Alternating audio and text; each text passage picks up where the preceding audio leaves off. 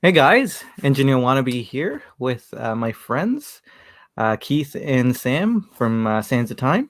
Hope you guys are all doing well and taking care. It's good to see you this Saturday evening. I just found out that we are competing with ID Guy.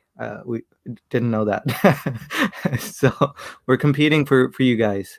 And Jeffrey's here. Hey Jeffrey, thanks for joining us. But yeah.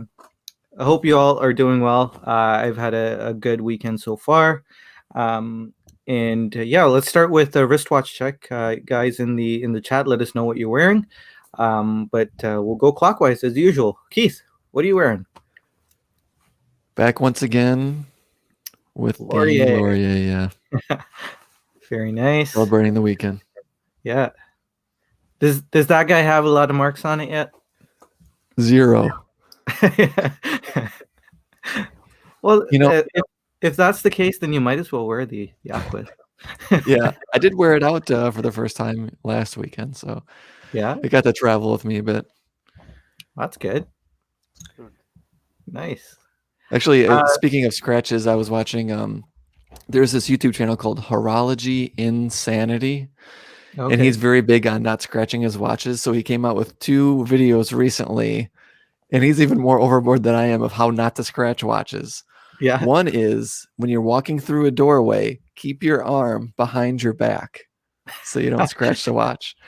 And then the second tip he came out with this week is place Scotch tape over the clasp and over where the clasp hits the bracelet, and then it won't scratch. But he's more extreme than I am, so. Yeah, I've heard the Scotch tape thing. I don't think I'd be able to do that. I don't think I'd be able to do that. That would not be fun. I'd probably bang something trying to do right, that. Exactly, yeah. Yeah. Sam, what are you wearing today? Yeah, I'm wearing the Doxa Sub 300T diving star. Beautiful. I have 3 watches with me when I'm kind of going interstate, so when I travel. So this time around, I took the Doxa, I took the Leica, and I took the Presage. So cool. Wearing the Doxa for now. Yeah. I love that yellow color. Oh man, it's really nice. If I were to get a Doxa, I'd have to really compete between the orange and the yellow. That's those two are the nicest. And of course, it's a Doxa, so it has to be a bright color, at least in my head. Yeah. Today I am wearing. It's probably no surprise, but I'm wearing the Railmaster. Earlier this morning, I was wearing my vintage King Seiko, but I went out with the kids, so put on my Railmaster for that. I think I've only worn the vintage King Seiko out twice. Once to work, once to church. So, yeah, I'm really taking care of that. That one. Still a little paranoid about that. But, yeah, I was like, oh, we're going out on a walk. What if it rains? But yeah, so that's it. So I know we've chit-chatted around for a bit. Usually, I try to put up a fun watch fact or. Let's see. Well, today I'm gonna post a couple of watch-related jokes, and we'll wait for a couple of guys to filter in. But to start off, let's see if I get this right. Okay. Do you guys know why the 2 chronographs got into trouble with the law? With the law? Yeah. The law. I don't know. Because there were 2 timers.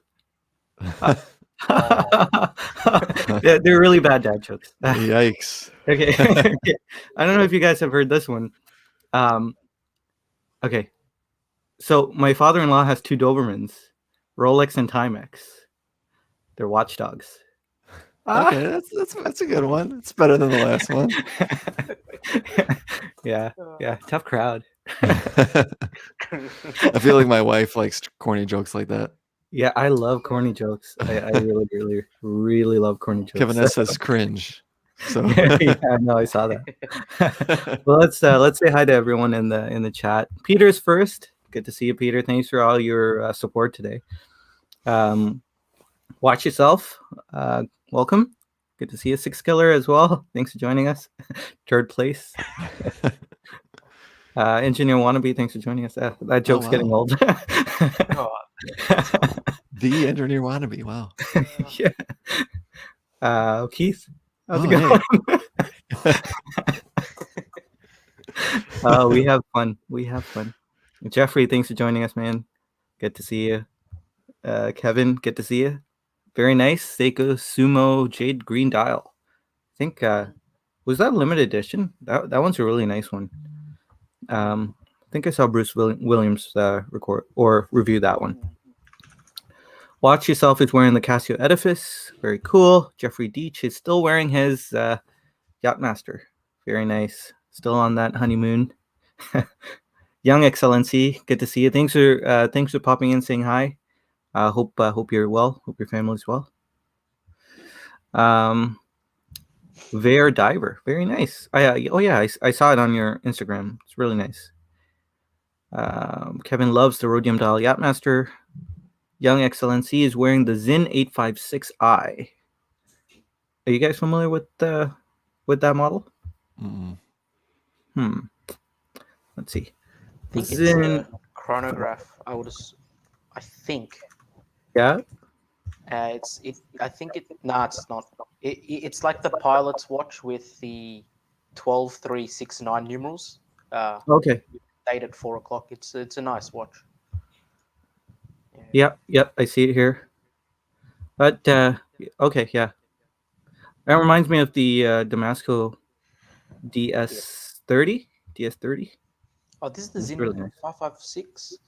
No, it's not. There's a difference. Yeah. Yeah. Bobby's here as well. Good to see you, Bobby. Hope you're doing well. Railmaster weekend. Oh, thanks, Rob, for the super chat as usual. Last week's solo watch soup. Yeah, check out last week's watch soup from on the Bobby Legs YouTube channel. I hijacked it.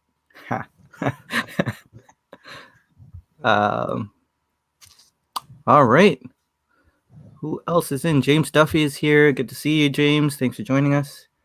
What did the Speedmaster say to the Seiko Sumo? Oh, that's a We'll good meet you one. at 12 o'clock. I don't get it, but okay. Because the Sumo 12 o'clock, it's like him preparing. It's like it looks like people either say it's like the sumo underwear or it's like the sumo haircut. Oh, okay. So that's kind of how I interpret it. Okay. Meet me at 12 o'clock when he's ready. Yeah. Yeah. Dad jokes were pretty bad. I'll come up with better ones next week. Why did Eminem prefer the Johnson & Johnson vaccine? You only get one shot. I get it. I get that one. Z Blue on the wrist. I saw a beautiful shot today on Instagram. Good job, Bobby. Jared, good to see you as well. Happy Saturday. Luminox 3100. Very nice. And good to see you too, Cannon. Thanks for joining us. All right. That does it for introductions. We're gonna be doing a bit of a game, I guess. So you guys feel free to join in. So I was kind of thinking about from last week when we were talking a bit about the unattainable or watches that we would really want to enjoy, but we probably would never buy. A lot of us kind of came up with watches that are really expensive, and then coincidentally, someone this week, I think it was Bruce Williams, he put out a video about the stop. No, it wasn't Bruce Williams. It was Jeffrey McMahon, the stopgap theory, right? I'm sure Keith, you watch McMahon, so I do, yeah. Yeah, so I think he was commenting on Bruce Williams' video, if I remember it correctly. Okay, that's probably why I had hit Bruce Williams in my head. But he was talking about the stopgap theory, how a stopgap really never satisfies. And I was thinking, okay, so if we were to really think of any kind of those unattainable watches, or even maybe attainable watches, but they're egregiously expensive or something. I was thinking we could maybe come up with an alternative each for one of those watches. Maybe not. Maybe we'll come up with a couple. Maybe there isn't an alternative, but I was thinking we can maybe lay some ground rules in those. What's the word I'm looking for? I used it yesterday. They're not attainable. Aspirational watches. That's the word I was thinking. So I guess for Rolex, for the layperson, the aspirational watch would either be the Daytona or the Submariner, right?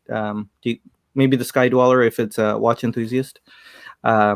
So we'll go with the Sub for Rolex. For Omega, let's go with the Speedy, even though it's not that expensive. To a layperson, a Speedy would be quite expensive. And finally, for just for giggles, for AP, we'll go with the Royal Oak because AP is the Royal Oak company. So at the same time, I was thinking about Homage watches, and Watch Yourself. Your comment reminded me of that. Rolex Sub only has 472 options. But before we continue, Brandon's here. Hey, Brandon. Oh, you're muted. We can't hear you. Nope, nothing yet. Can you hear me now? Yep. Yes. Yep. Perfect. You're a bit quiet, but we can hear you. Better? Yeah. There you go. Perfect. How's it going, man? Good. Sorry I'm late. That's okay. What are you wearing today? It's one of two. It is the Aquaterra. Very nice. Beautiful. I was wearing my Railmaster. Very nice. Very nice. Keith was wearing his Laurier, his weekend watch, and Sam is wearing his Doxa Sub 300T. 300T or T? Yeah. Okay. Yep. So that's catching you up. I did a couple of corny dad jokes to kill the time a bit. But yeah, so now we're talking about those aspirational watches, kind of laying the groundwork, basically. So for Rolex, we're talking about the Sub, just for a layperson. And Omega is a Speedy, and for AP, we've got the Royal Oak.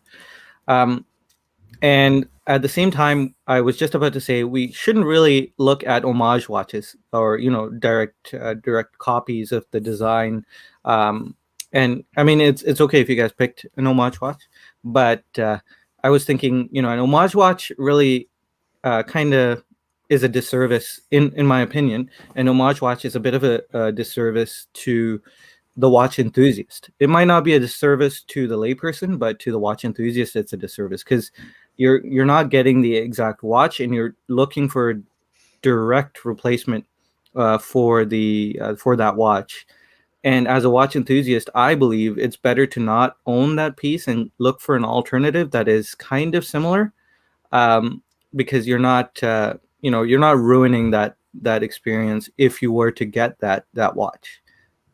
Maybe I'm just being overly critical, over thinking about it too much, but at least that's where I stand right now.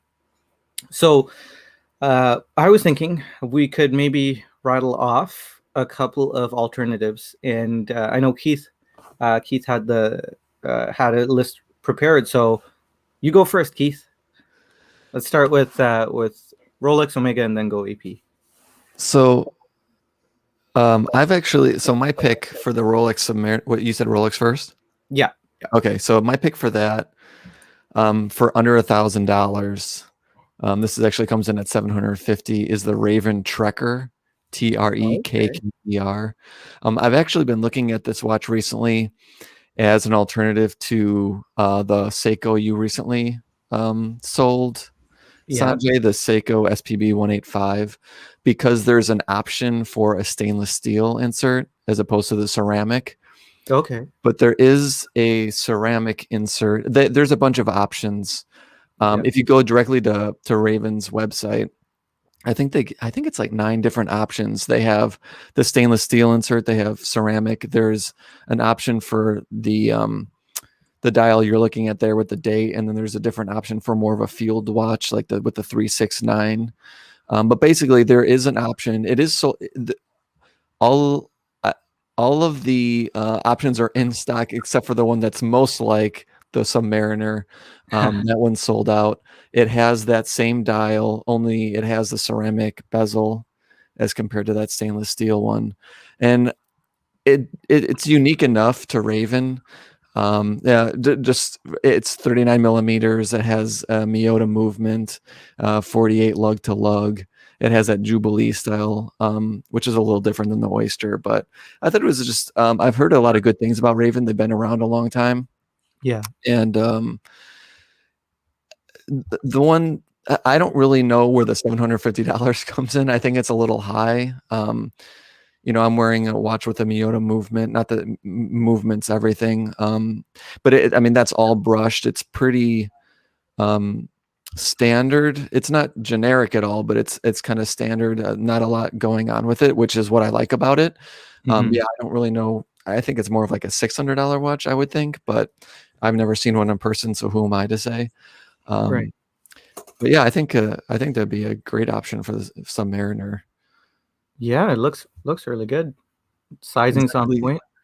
Out of all my options, it's the most expensive, believe it or not. So Yeah. I guess I haven't really been showing you guys the right screen.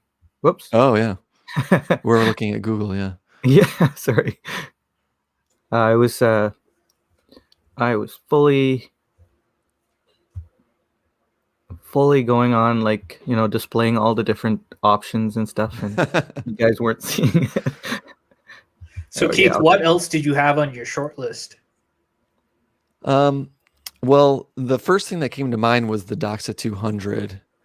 And the reason I didn't pick that is because 10 and 2, the podcast, recently did something really similar to this. So I didn't want to feel like I was stealing from them. Oh, really?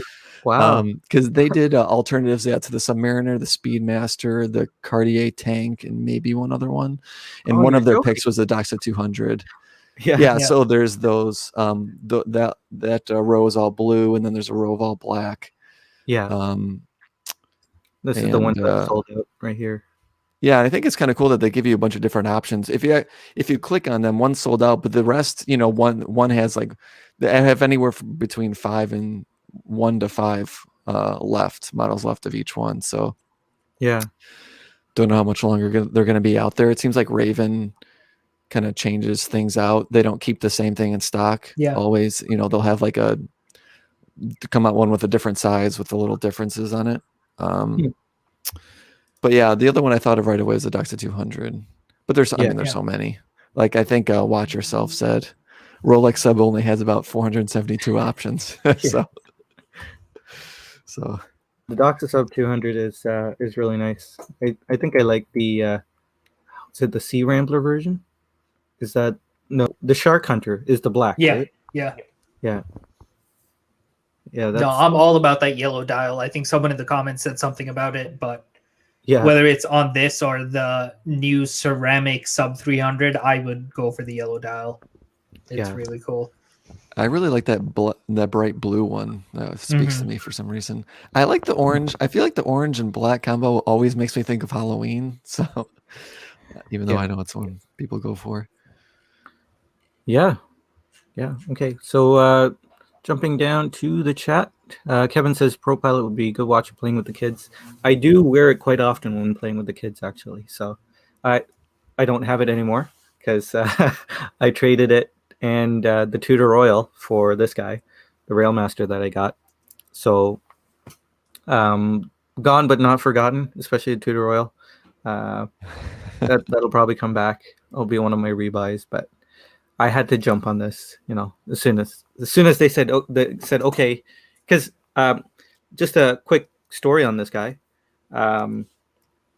So I'm pretty sure they had this for a while in their safe, my AD.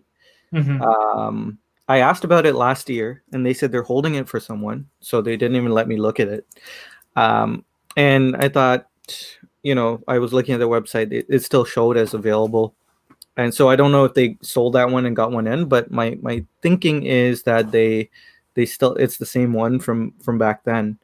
So I just asked again about it, and they said, sure, come take a look at it. And then they just let me buy it. So yeah, so I kind of jumped when I could, because Good stuff, man. Sorry. I said good stuff. yeah. It's been my favorite Omega since I got into watches. I really like the Railmaster reissue. I'm not a huge fan of the Railmaster, the current interpretation of the Railmaster. You know, basically an Aquaterra with a brush dial. Yes. I'm not too into that one. It's still nice, but this was the one I always wanted but couldn't have. You know, so when I got it, I mean, I was over the moon. I was like, I'll throw everything at it. Just take what I have, except my Grand Seikos. Cannon says, love to own a yellow dial. Josh from Town Watch, hey, good to see you, man. Thanks for joining us. Once they sell out, gotta get on the list. Wait patiently, just like Rolex. Raven, I guess McMahon's mentioned Raven. Jeffrey McMahon's YouTube channel we watch. Keith and I watch.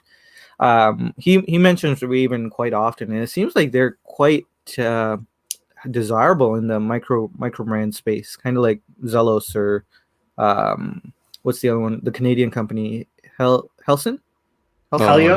Helios. Yeah.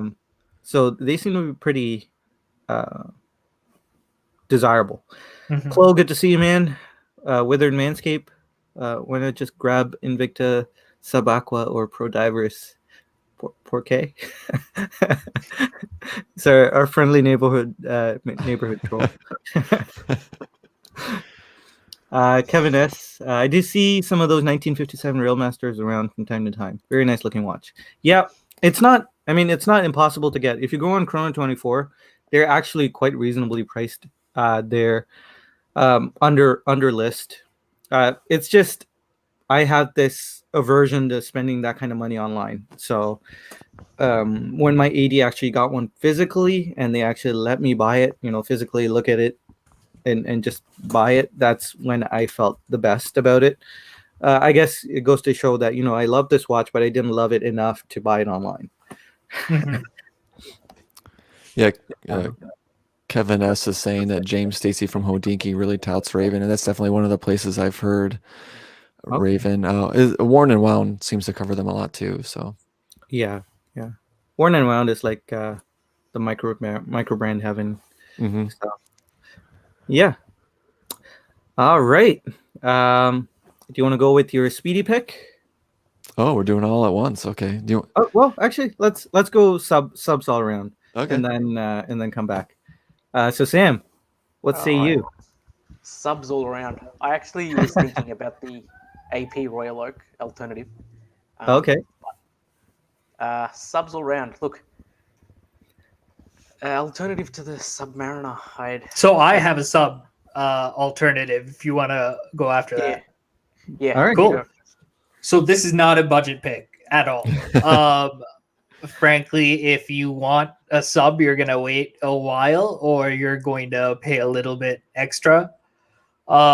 So this watch costs a little bit extra, but I think you can get it secondhand at a decent price. It is the Blancpain 50 Fathoms Bathyscaphe in 38 millimeters. Whoa. Yeah. That's a big boy, big player. It is a beautiful watch. Yeah. It's so I great. agree. It's such a perfect size too. Yeah, agreed. Can you pull up some pictures, or do you want me to? Sorry. I was sitting on my laurels. So this is just a wonderful watch. The lug to lug doesn't seem that long. Not sure exactly what it is, but it's got a very distinct dial, I would say. It's not. We're looking at Google again. Just Yeah, I know. Oh, okay. I believe it's like loosely based on the original 50 Fathoms shape, but more of a modern reinterpretation. right? Yeah, because it it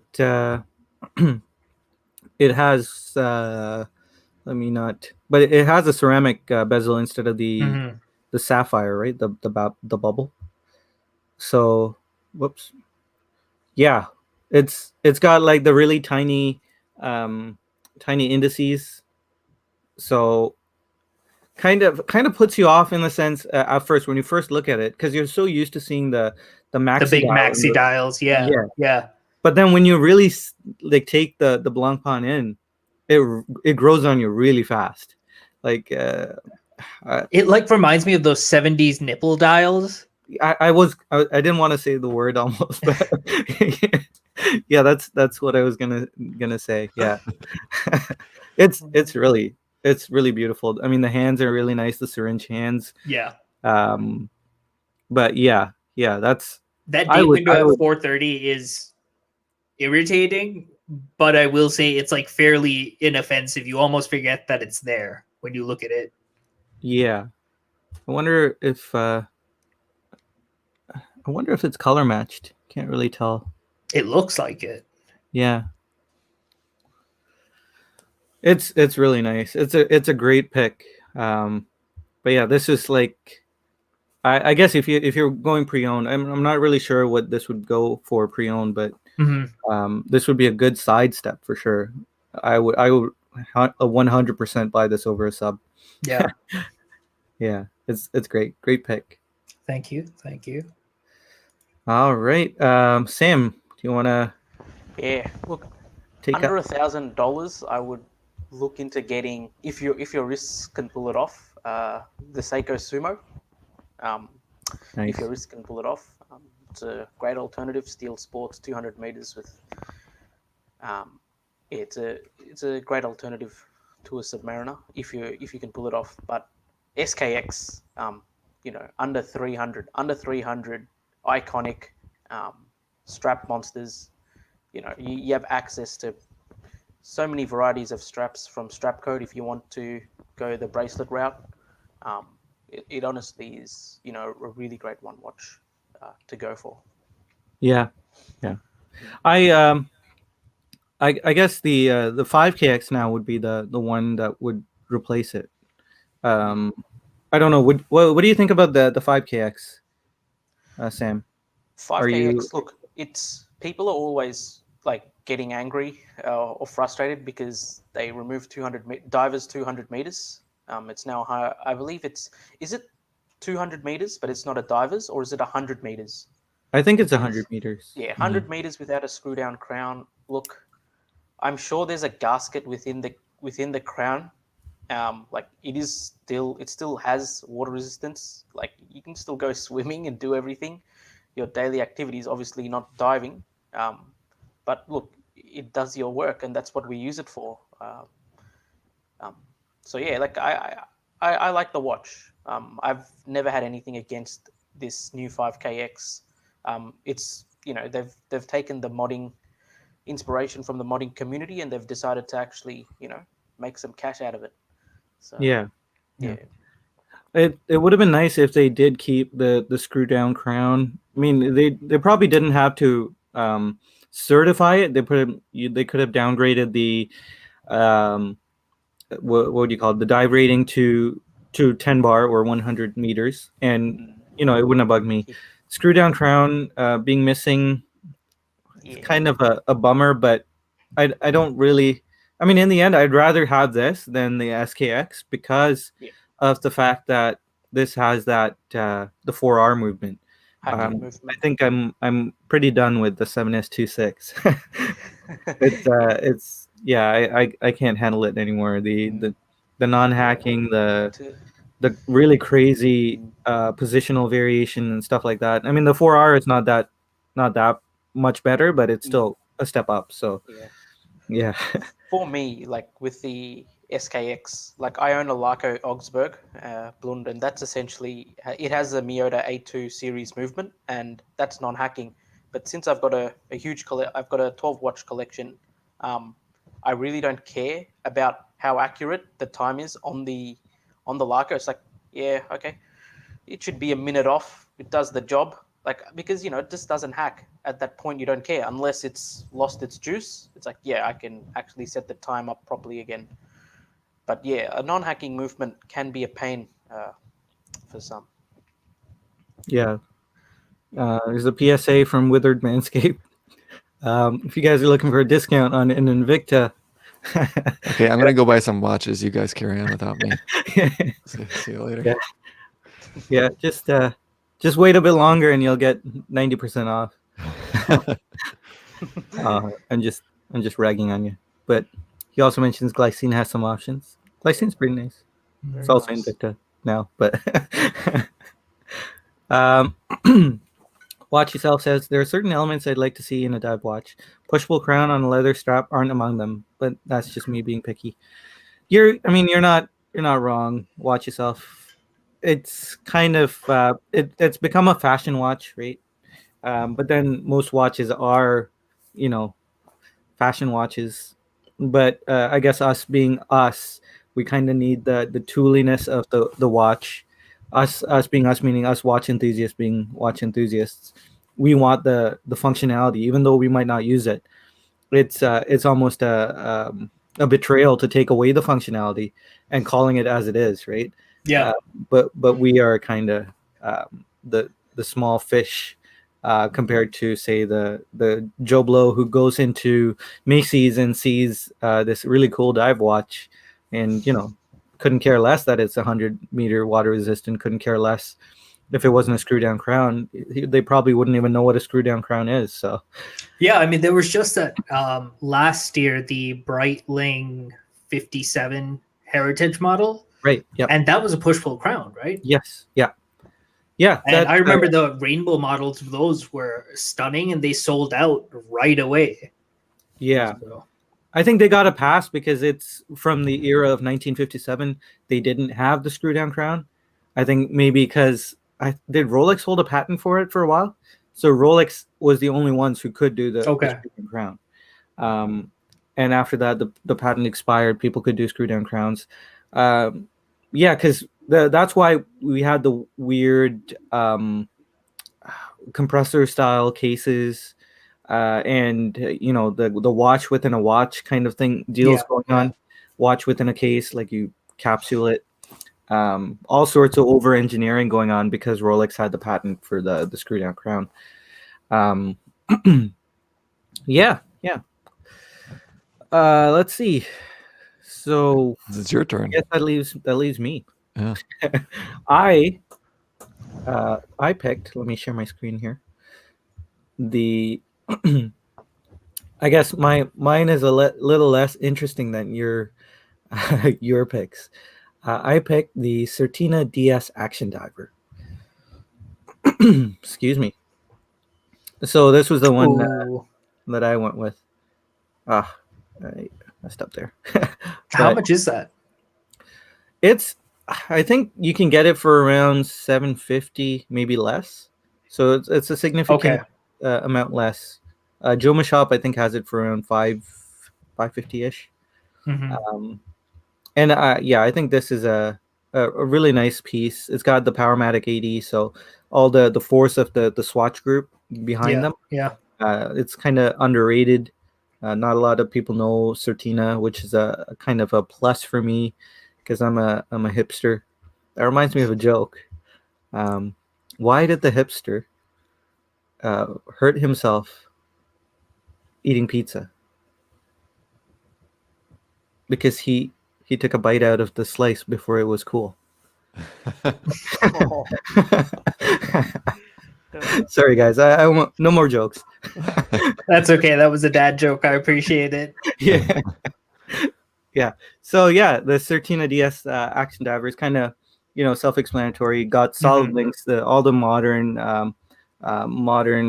bells and whistles for a dive watch. It's not gonna fail on you. It's 300 meters water resistant, if I'm not mistaken. And looks great. Good size too. It's 38 millimeters. So beautiful size. Really great pick in my books. So those protruding end links look like it would make it wear just a little bit bigger, though. It would. Yeah. It would. I've never handled it, so I can't speak as to the curvature of those end links, but that would make it wear a bit bigger for sure.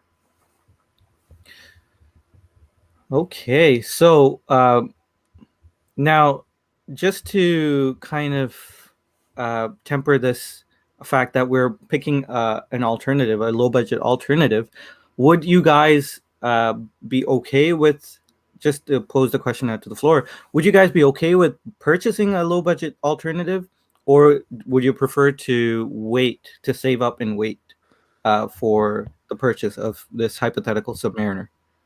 Yeah, well, yeah, I kind of disagreed with Bruce Williams' video just because, like, I've used this example before, but the root beer all rose gold, I love.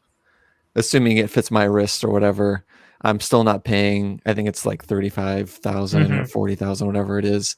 Right. But it would also be awesome to have that look for less. So I brought up the idea that I love the gold PVD from Laurier. If they did a rose gold PVD or something where I could still get the look, but I don't have to spend 40 grand. Yeah. Because if I spend 40 grand, I'd be looking down at my watch, hating myself probably. So I don't think I'm gonna be, look at a Laurier and be like, man, I wish I spent 35 more thousand on this. I really am not getting the same thing. Now it's one thing if maybe you want a Rolex and you just have to wait a little bit for it, I guess. But I think I could be happy with alternatives. Actually, my AP alternative, I've wanted it for a long time as an alternative to the AP, even though it's not that similar to it, just to have some features that the AP does. So I think it's possible to enjoy something that's similar to what you want without purchasing it. Yeah, I agree. But at the same time, I think because you're looking at an alternative, that makes it great. But if you're looking at, say, the traditional, or not the traditional, but what we call an homage watch, right? So basically a knockoff, right? Basically a copy, one-to-one copy. I think getting the look versus getting a copy, I think for a watch enthusiast is a real disservice to the watch enthusiast. Because the watch enthusiast may really, really love, say, the root beer, right? And most of us, I'm never going to be spending $40,000 on a watch. Yeah. But an alternative is a great idea at that point. But an homage, I think, is where the disservice happens to the watch enthusiast. To say the layperson, or someone who's a beginner, I think that's fine, because they're kind of searching for, kind of feeling their way through, right? And for a layperson, they really want that look. They're not really into watches, but they want to go for the homage, and forget about it. That's I think is another whole other thing, and I think that's okay. But I kind of want you guys to challenge me on that, because I want to improve it. I know, Keith, it feels like you want to say something, so come on. No, I have no challenge. No? Okay. So the thing is, I don't have any challenge. I agree with you completely, and I think fact of the matter is I would much rather have an alternative than something that is a copy of something else. And I think that's what it comes down to, because if you're buying an homage, that doesn't have anything inherently original about it, and therefore the only value that it has is the value that it's trying to copy off of something else. Yeah. So as an example, I'm going to share one of my picks, if that's cool. Yeah. But Keith, you mentioned your AP Royal Oak pick. And for me, my pick would actually be the Cartier Pasha, because it was also designed by Genta, at least like the version that we know now. Extremely unique. It's its own thing. You're definitely not paying Royal Oak money, but you get something that kind of has the name behind it that you're probably interested in if you're going for the Royal Oak. It is an integrated stainless steel sports watch. So many words. But I just think it's something that carries its own presence and its own identity, and it's something that you can be proud of without having to explain, oh yeah, this is something that is meant to look like this other thing that's really famous. This has a lot to say about it in its own right, and I think that's always something really special. Didn't you try this on recently? Am I making that up? A couple of months ago. And I love it so much. I want one so bad. Yeah. A friend of the channel, Shaluso. So Fred from Shaluso actually has a beautiful Pasha. I think with the guilloche dial, it's really nice. Yeah, it's beautiful. And I'd even take it one step further and say it's okay to get, say, the Maurice Lacroix icon for an alternative for the Royal Oak. Because I wouldn't call that a copy. You know, it's not a knockoff, not a direct copy. Same with the Zenith Chronomaster Sport, the one that caused so much controversy. You know, it looks like the Daytona, sure, but it's not a copy. It's no way is it a copy. And that's why I really don't like the word homage. The fact that we use it in the watch community, because there are multiple meanings for the word homage, while there's only one meaning for the word copy or knockoff, right? So yeah, I would say it's okay to go with the icon. It's okay to go with the Chronomaster Sport if you can't get, not if you can't get the Daytona. It's okay to go with it. Just in general, it's okay to go with the Black Bay GMT, and you know, those aren't copies. But then if you do get a copy, like say a Steinhardt, instead of the Submariner, you're doing yourself a real disservice as a watch enthusiast. In my opinion, you're doing yourself a real disservice.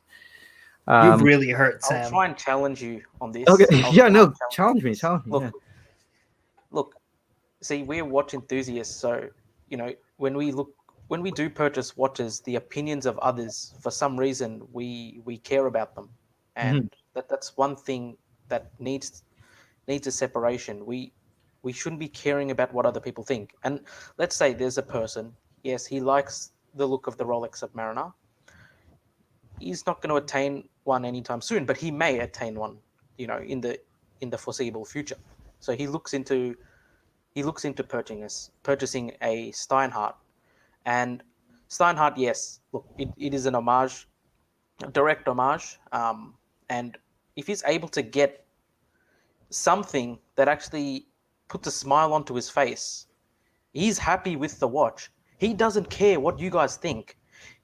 People outside, the normal people, they look at it, they're like, see, the thing is, like, I have a Seiko Save the Ocean diver. I actually had a friend.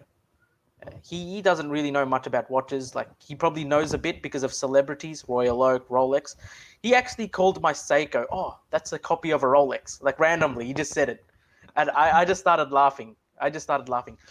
The truth is, like, if you are enjoying this hobby for yourself, it honestly doesn't matter what the watch is. You know, if that watch you have purchased is giving you a smile, you're enjoying it. And look, the Steinhardt is actually a pretty good quality watch. You're getting a display back, a high-grade ETA movement. It's regulated. It has a ceramic bezel. Like, it has the features of a higher-end watch. You know, it's boasting above its price point. It's giving you value. Yes, it's an homage, but if that person is enjoying the watch for himself, that's all that matters. That truly is all that matters. Like, you know, like, I'm against people owning direct replicas or high-end Rolex replicas because you're actually supporting illegal business. You know, that's something else. But also with the brand like Steinhardt, they're using these funds to actually do their own R&D and try to put out their non-homage watches. They know what's happening with the community, and they're like, hey, we are producing excellent quality watches. How about we go and produce new designs? And that's what they're doing. So that's kind of my take on the situation. Yeah, and that's fair, and it's absolutely true. You know, if someone is really happy with the watch that they have, be it an homage, be it an original design, or, you know, a derivative design, That's what matters. The fact that that person is happy. Save for the replica watches, because that is illegal. We would have a problem with that. But an homage watch in the end, the watch that is until someone comes out and says, hey, this is illegal. It doesn't matter if you put a different name on the dial. This is illegal. Then of course we will have to stand up and say, okay, now that's not okay. But it's not illegal, and so if it makes that person really happy, that's great. But at the same time, as a someone who's slightly older in the watch community, I guess not older as in age wise, but someone who's been here for a bit, a little bit, my arm out to reach out and get you out basically is, hey, try something different. Don't go for the homage. Try something different. You might you're in a sense you're doing yourself a disservice if you get the copy. But if that's what really makes you happy, if you really want to go for that, then hey man, go for it. I wouldn't say don't do that. But yeah, this is me basically reaching out and saying, come on, get out of there. Let's try that thing over there. So yeah, thanks for the challenge, Sam. That's great. That's what makes these conversations good. Also, another thing as well, it's like community perception. Yes, if you care about what watch enthusiasts think, you are always going to have people that are going to be super nitpicky. But you can wear like any watch, like let's say, and you're going out. No one cares about what you're wearing. Number one, and if they do, they're like, oh wow, that looks amazing, or they just won't comment. Like that's the thing. Community perception has a huge play on what watch enthusiasts get, and that's something I kind of dislike. It's like, go for what you like. You don't need to go for the very typical watches people are telling you to get. Like you go to something like Omega. You don't need to get the Speedmaster. You can get the Railmaster like you did. Like that's kind of my point. Yeah. Yeah. So just want to say hi to Torin from Everyday Watch Guy. Guys, check out his channel. Thanks for joining us, man. It's good to see you. Hopefully we'll see you next week on the stream. Steven saying no more jokes. Thank God. I need to work on my delivery. My delivery will make it better. So Peter likes the Certina. AB, so good to see you, man. Thanks for joining us. He's saying it's great to see Brandon on the stream. It is great to see Brandon on the stream. We love him. And I know I sounded sarcastic there, but I wasn't being sarcastic. Yeah, sure. Alex Bazari, is a modded watch a fashion watch? Ooh. I don't think so, but I also don't think it matters. Like this is an extension of what Sam was saying. Like it really doesn't matter in the grand scheme of things. Like we can all have our opinions, but like if you ascribe to it, doesn't matter if you're wearing Steinhardt, which like I may have my personal feelings about the brand, but like the general public isn't going to care. I don't think the general public cares what watch you're wearing. So in a way, they're all fashion watches. Like you're wearing it to be fashionable, to kind of like match your outfit. But I wouldn't use it I wouldn't call a modded watch a fashion watch in the way that like the watch community does. Cause I feel like if you're buying a Seiko and modding it, or like buying a modded Seiko even, you're already kind of in it. That's not a fashion piece by a fashion brand. That's like a watch specific thing. Yeah, agreed. Watch Yourself says alternative is greater than copy. Yes, sir. Agreed. That's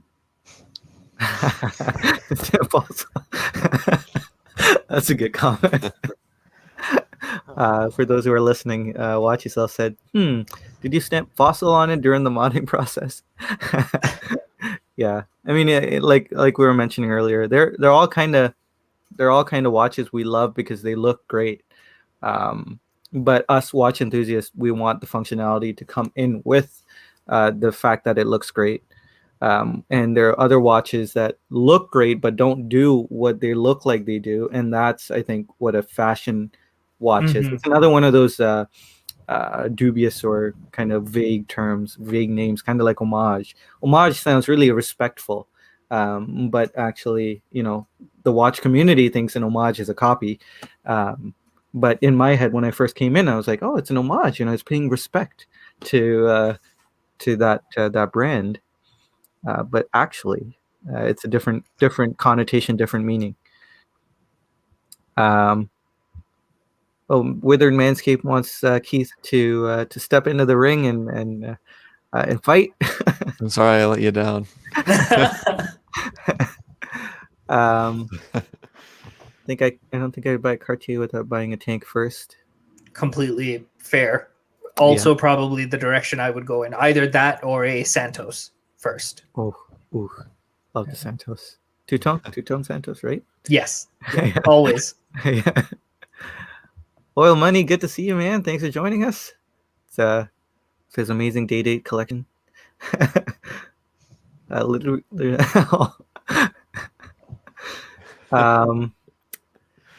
your icons. Okay, so let's keep going. Kevin says Sam makes a really good point. Sam did make a really good point. Torrance says thanks. All right. Let's keep going. What's your? I think, unless you've changed it, do you want to say your Royal Oak alternative, Sanjay? Because I think I almost picked this one if you're sticking with the same thing. Yeah. So shall we do the Speedy first, or do you want to go Royal Oak? Oh, well, I was just saying because Brandon already did the Royal Oak one. Yeah. But yeah, you're the host, so you do what you want. let's go Royal Oak. So my pick for the Royal Oak is a watch that's kind of blown up recently because it's been reviewed quite often. Just one more watch, just did a video on it, and again, it's an easy pick. It's the Dorenzo Mondial. I think that's how you pronounce it. DRZ04. I think this is a beautiful piece, and it's not that expensive. I think it's $599. So it's I looked into it. It's $599 right now. It goes up to $650 on April 1st, so Thursday. Okay. And then the full price is going to be $720. Right. It's still under our $1,000 budget. So and I think it's a really good price for it. Yeah, for sure. Yeah, it has a Solita movement. I mean, look at this finishing here. Yeah, beautiful radial brushed bezel with a polished outer ring. That concave dial is what really gets me. The fact that it bowls out at the ends. Yep, it's beautiful. Look at the date. I mean, the date's color matched to perfection with every. I love that blue. Yeah, it's really. I love the blue and the white, but that blue, man. Yeah, it's the same blue as your. I know. I love it. Yeah, I think this. I would be happy to own this thing while I wait for my fictitious Royal Oak that I'll never get. Yeah, it's certainly unique. The dial is certainly unique. Really, every aspect of the dial. Yeah, you don't see much. The semi-skeletonized hands. It's just it's just so nice. It's very nice. Yeah, because this is their fourth watch. I wasn't really into their other three, but this one I think it looks really nice. Now, Just One More Watch. A lot of people have reviewed this. Just One More Watch said if you have a 6.25 inch wrist, don't buy it because it's probably going to be too big. Yeah. So that kind of takes me out of the running, which I figured anyways. Yeah. Well, yeah, I would, if I really wanted it, considering the price, I would probably get it anyway and enjoy it, even though it would look gaudy on my wrist. But yeah, oh well. I spent everything I had on this, so my watch budget is at zero. I think it was a good choice. Yeah. It rounds out the collection very well. Yeah, I think so too. It will be sold in 2 months for the white birch. No. No. I wouldn't blame you if you did, though. For the white birch. Yeah. Well, let's go counterclockwise. Brandon already went with the Royal Oak alternative. So, Sam. So, if we're talking Royal Oak alternative, obviously we've already mentioned this watch, but it is the Icon. The Icon is different to the Royal Oak. There are major differences. You know, you look at the bracelet, you look at the bezel as well. Even the dial, the Clou de Paris dial is different. You know, it's not like that, kind of like that grenade pattern that you see on the Royal Oak. It's a Clou de Paris dial which they've done. You have 200 meters of water resistance, so it's an actual, you know, it's a solid sports watch. It's thin. It looks amazing, and that's the point. It feels like luxury. So it's doing its job. Yeah. So that would be my, like, if I had a Royal Oak alternative, and you know, my friend was in the market for this. So like I strongly agree with him on this one as well. So Yeah, this would be a really nice pick. I think it's definitely an alternative. There's no bones about it. Based on the bracelet and the dial, and you know, but at the same time, it's a good alternative, and I think it's a worthwhile option to seek out if you were into this look. And as a watch enthusiast, I don't think you'll be doing yourself a disservice by getting this. Yeah, I think it is its own thing, but it's also, Seb, exactly what you said of it feels like luxury. And I think if you're looking at a Royal Oak, then that's really what you're going for. You want something that kind of feels a little hefty and luxurious and flashy on the wrist. So great choice. Yeah. All right. So, Kevin, we're all Okay. waiting with bated breath.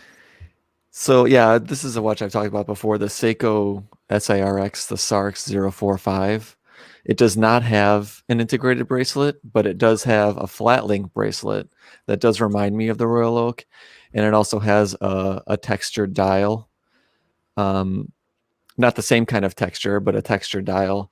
And it was just for me, it was just a good alternative to the Royal Oak without having an Homage. And so it's a 39.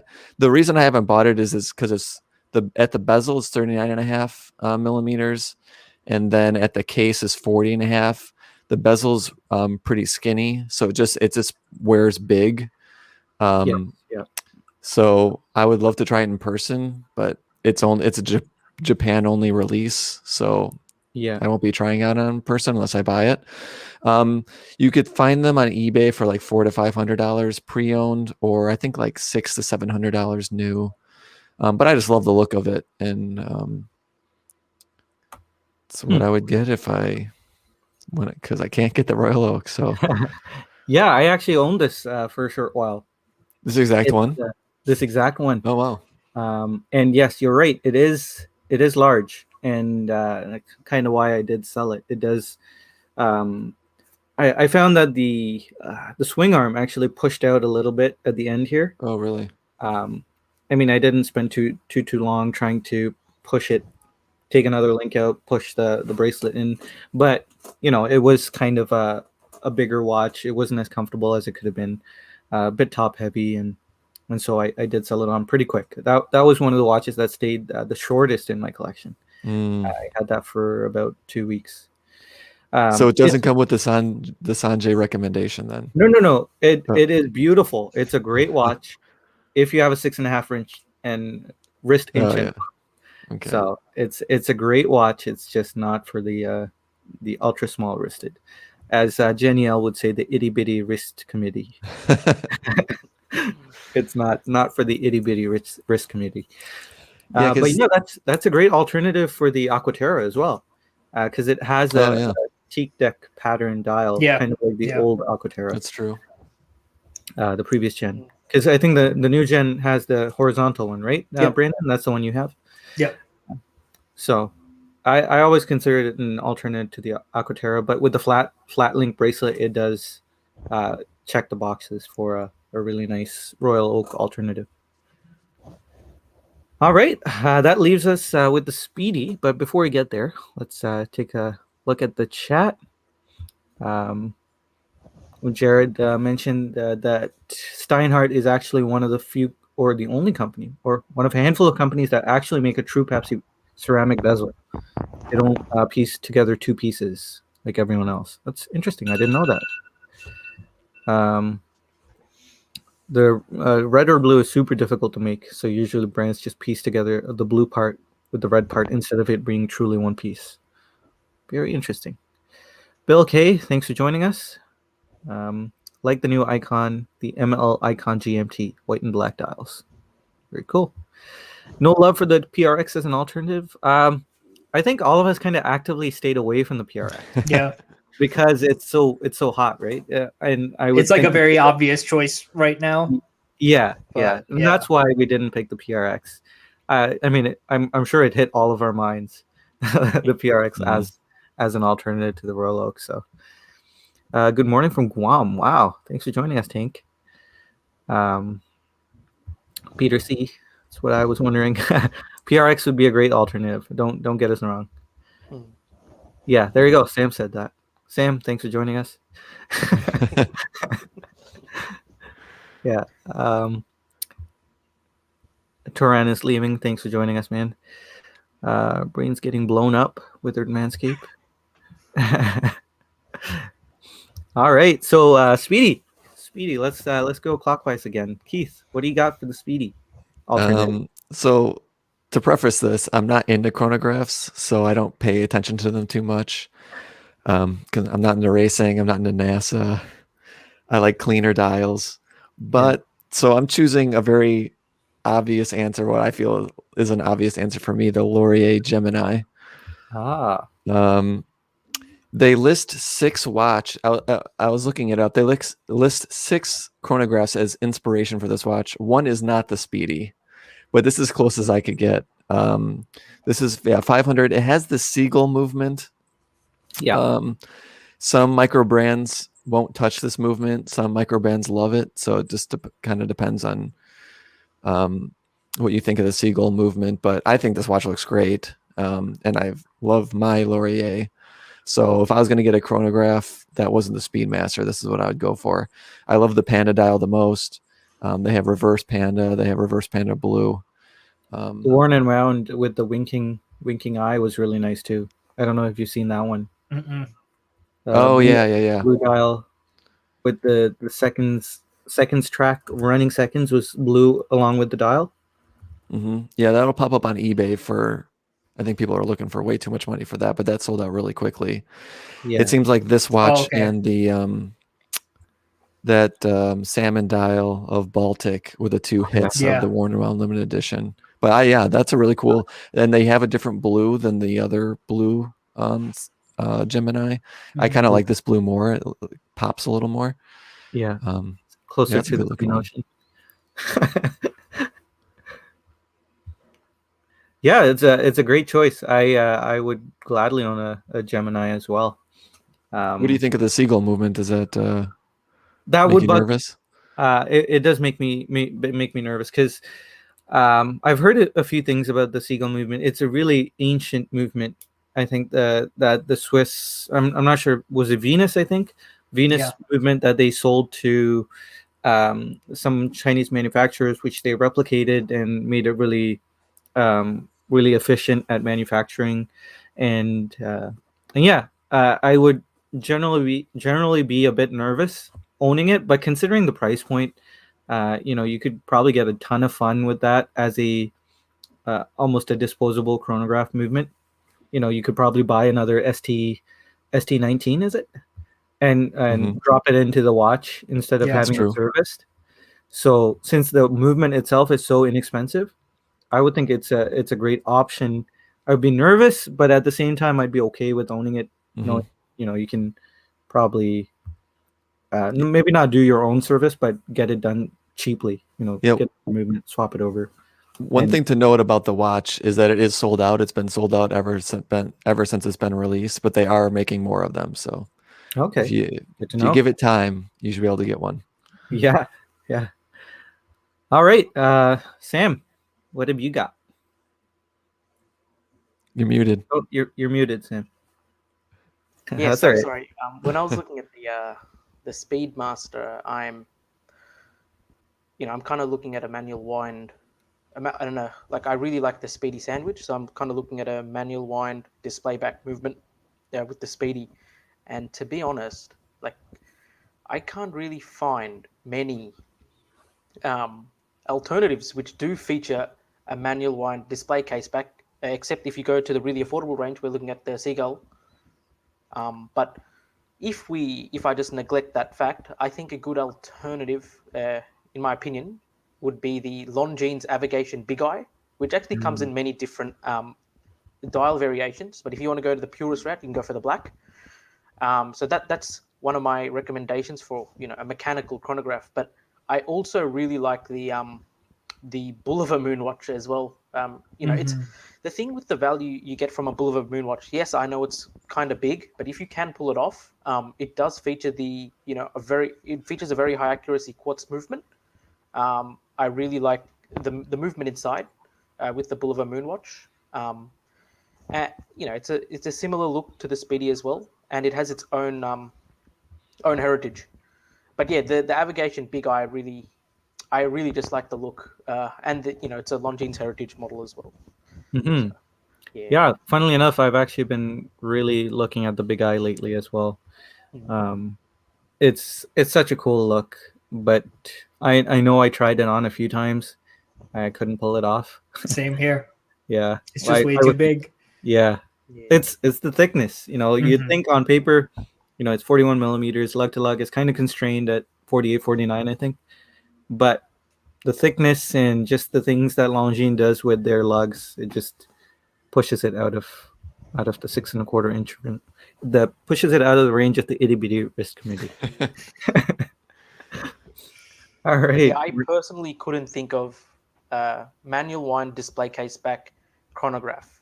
Yeah, I'm thinking of the Seagull, but if there are any, just do let me know because it's very interesting.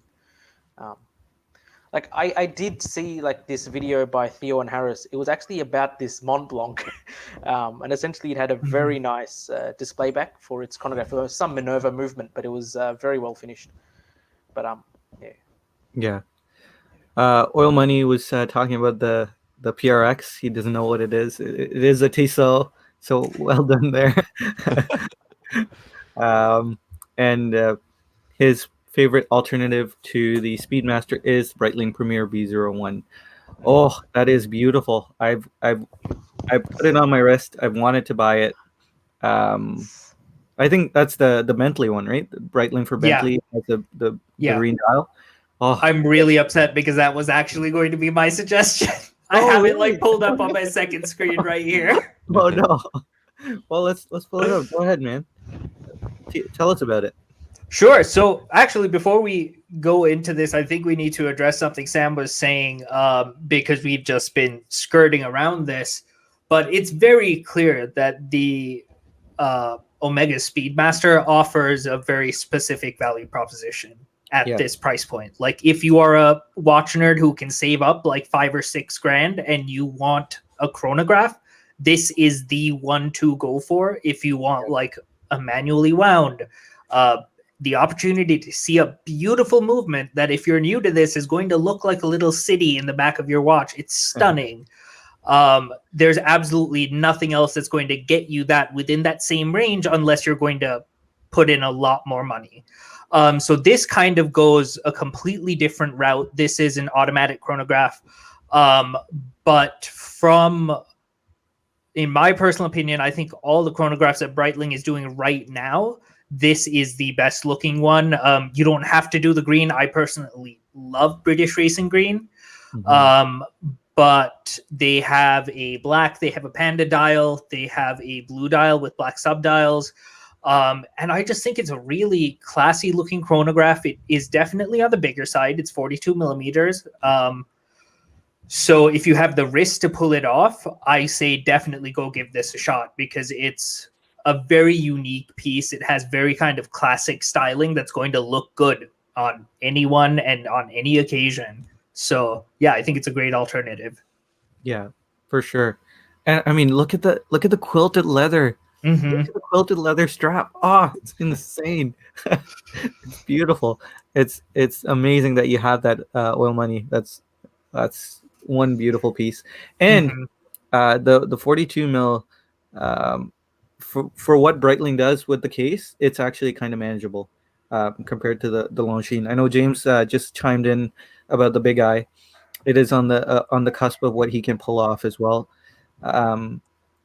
Yeah, I mean, maybe I should go and take a look at it again. It's been about a year since I've tried the Big Eye on. Maybe I'm okay with it now, but I'll give it another look. But I tried the Breitling recently, and it's manageable. If you're okay with it, it's manageable. Yeah, and you make a good point. There's really nothing that can measure up to what Omega offers with the Speedmaster. I'm sure now that as the older Speedmaster kind of gets more scarce in a decade or so, the Speedmaster is going to be really expensive compared to what it is right now. Because right now it's actually a really great value proposition at the $5,000 to $6,000, maybe even less, $4,500. You can get something amazing. Yeah. So yeah, there's really no alternative to the Speedmaster. But my pick is, let me switch screens here. My pick is, and I'm now slightly ashamed to say that it's a Tissot. Because Oil Money called me out on that. But I had no idea you're such a Tissot citizen guy. That was news to me. I'm Yeah, not same here. I'm not a citizen guy, but and I'm not a Tissot guy. It's just maybe Oil Money has like a psych dossier on me or something. Yeah. So the Tissot Heritage 1948. It's nothing like the Speedmaster. It's a complete alternative, but I think this watch you can get it under $1,000 US. This price here is in Canadian. If you look, you can easily find it under 1,000. I think this would be a great watch to own while you save up for the Speedmaster. And once you do get the Speedmaster, this would be a good, sidekick to the Speedmaster. Mm-hmm. And so that's kind of why I went with this. It's got the, the usual Valjoux 7750 based movement, 3 registers, and it's been moved down. The general look of a Valjoux is that it has the sub registers at 12, 9, and 6. So they've done the modification here to bring it to 9, 6, and 3, which I think is nice, like with the Longines Big Eye. Beautiful twisted lugs. The bracelet is, decent, but it'll look great on a strap. And yeah, you get a bit of a display case back, and it's a beautiful watch. So I would get this while I save up for the Speedmaster in this hypothetical world that we're living in right now. Any thoughts? There's actually something that all of us completely forgot to mention, and I don't know how. Probably because it's not actually out yet, I don't think. But the new manual wind Hamilton chronograph. Yeah, the Intramatic. Yeah, the Intramatic chronograph. Yeah. So it's not much thinner. I think it's only like a millimeter thinner than the standard automatic version. But good God, it is beautiful. 2 sub-registers, no date, and it's hand wound. So it's just a very fun little hammy. It's not out yet, but I'm sure you're going to see it all over YouTube when it does, because it sounds like watch enthusiast catnip. So yeah, we'll see what happens with that. But that is a very exciting piece to keep your eyes out for if you're a chronograph fan. Yeah, for sure. I guess the only question or the only qualm I have with the Intramatic is that they could have made it a bit thinner.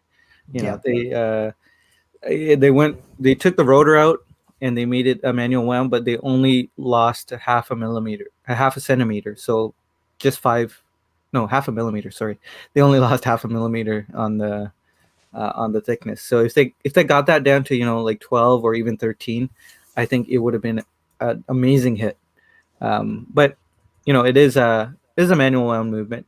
I don't know if it's an open case back, but good point, Brandon. That's a good. Yeah, Laure is getting a lot of feedback that people want an open case back, but they're pretty diligent in sticking with closed case backs. Yeah. Makes you think what the ST, the Seagull ST19 is a beautiful looking movement. So Not sure why they wouldn't do that. I was just kind of clicking here absentmindedly, but you don't want to know the 2 brands of chronographs I own. There will be riots in the streets. And Peter says, "Okay, now you have to tell us." And Watch Yourself says, "Nope." Kevin suggests the vintage Tudor Tiger Chrono. That's a good suggestion there. Problem with Omega is that they've gone all in on space and given up on the ground on racing chronographs genre. If you watch Formula One, now everyone has an RM. Yeah. Very true. Although their Speedmaster Racing's kind of, I mean, it's too big, but it's kind of nice. They don't market themselves for that though. Tissot is very distinctive, affordable, and well made. Very true. Tag is no longer sought after for Formula Racing. I don't know. Do they? Does anyone watch Formula One here on the panel? No, so I personally don't. I know a lot of like my friends on Instagram and stuff are into it, and it seems like a lot of the guys who are into racing are also into tag. I see nothing wrong with tag. I know they get a lot of hate, but I don't understand why. I like a lot of their stuff. I think the Carrera is an iconic shape. I think especially the 36 millimeter Carreras are a thing of beauty. They don't exist anymore, but even the 39 millimeter re-edition that they did recently, first in the silver dial, I think for the 160th anniversary, and then in the I can't remember what the other theme was, but it had little hits of yellow, blue, and red. Might have been Monaco. Monaco Golf? No, Golf is the different color. Yeah. Not sure what it was. But yeah, they're great watches. I don't know how they're seen in the racing community because it's not a community I'm a part of, but I do indeed still like tag. Yeah. Yeah, I've kind of, I guess, fallen into that place where I've been influenced to not really like tag, basically because of the value proposition is not very good, and I guess someone has to pay for all the advertising that they do. But I do really like the Monaco, and I on more than one occasion almost bought one. So I would gladly own a Monaco if the opportunity presented itself. Yeah, I understand that there's better watches you can get for the money and that the finishing isn't as good as it could be, but there's something about those watches that are just cool. Like the Monaco and the Carrera are just very cool chronographs. Yeah. I mean, it's kind of unique, right? You can't really. There's no other.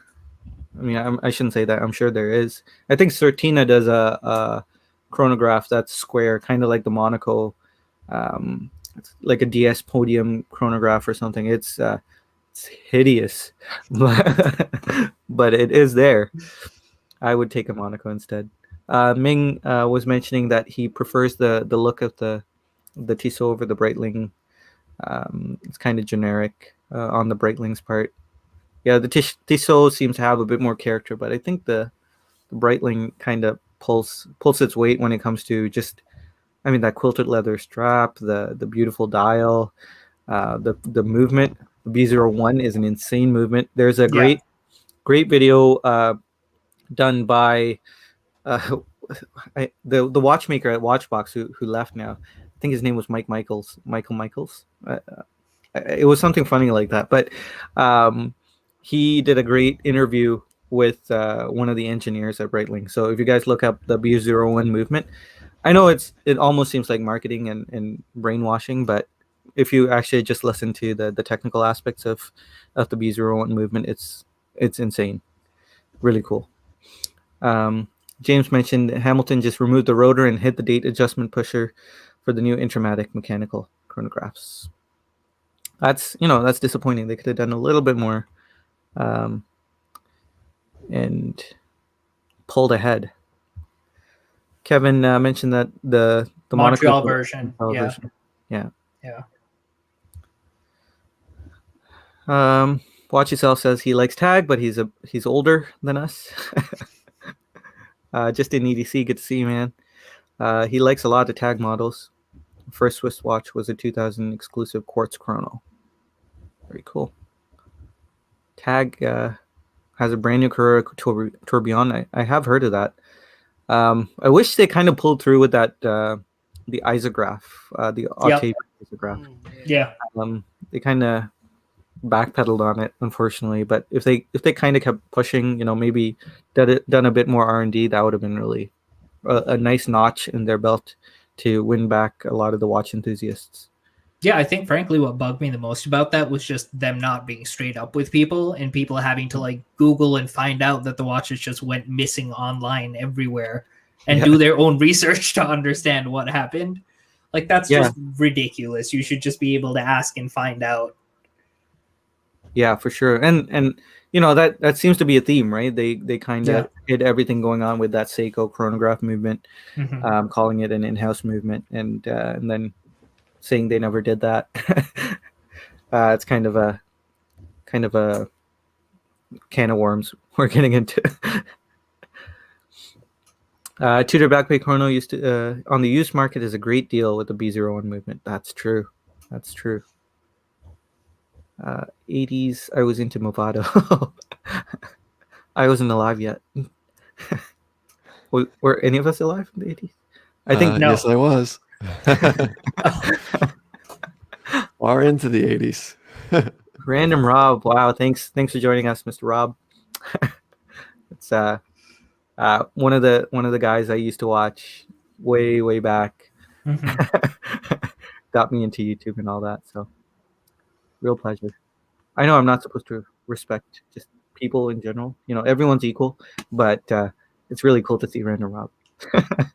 Starstruck, that's what I am, starstruck. There is a residual tag appreciation in the racing community given their long-term sponsorships, but teams now like brands pushing advanced exotic materials given the engineering arms race that is in racing. Yeah, I mean, that makes sense. Yeah. All right, guys, I did not see what time it was. We are way over. It's 1 hour, 22 minutes. Not that we have a fixed schedule or anything, but we should probably let our friends go.